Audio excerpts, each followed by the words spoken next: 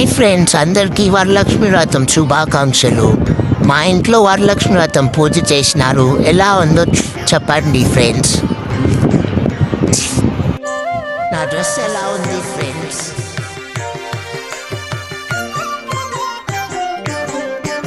క్షీరాబ్ధి కన్యకకు శ్రీ మహాలక్ష్మికి నీరజాలయమునకు